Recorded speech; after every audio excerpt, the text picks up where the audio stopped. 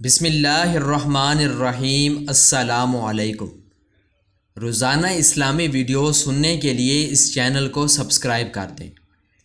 تعارف سورۃ الحدید۔ اس سورت کی آیت نمبر 10 سے معلوم ہوتا ہے کہ یہ فتح مکہ کے بعد نازل ہوئی تھی۔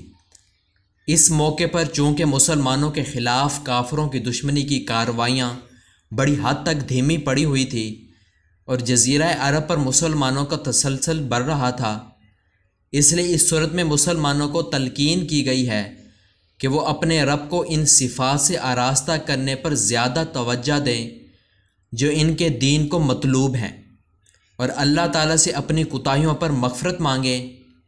نیز ترغیب دی گئی ہے کہ وہ اللہ تعالیٰ کے راستے میں اپنا مال خرچ کریں اور آخرت کی بابود کو دنیا کے مال و دولت پر ترجیح دیں، جس کے نتیجے میں انہیں آخرت میں ایک ایسا نور عطا ہوگا جو انہیں جنت تک لے جائے گا، جبکہ منافق لوگ اس نور سے محروم کر دیے جائیں گے۔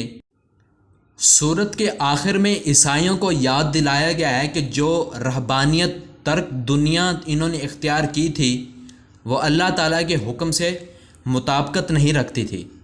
اللہ تعالیٰ نے یہ نہیں فرمایا تھا کہ دنیا کو بالکل چھوڑ کر بیٹھ جاؤ، بلکہ یہ تاکید فرمائی تھی کہ اسی دنیا میں رہ کر اللہ تعالیٰ کے احکام پر عمل کرو اور تمام حقوق اسی کی ہدایت کے مطابق ادا کرو۔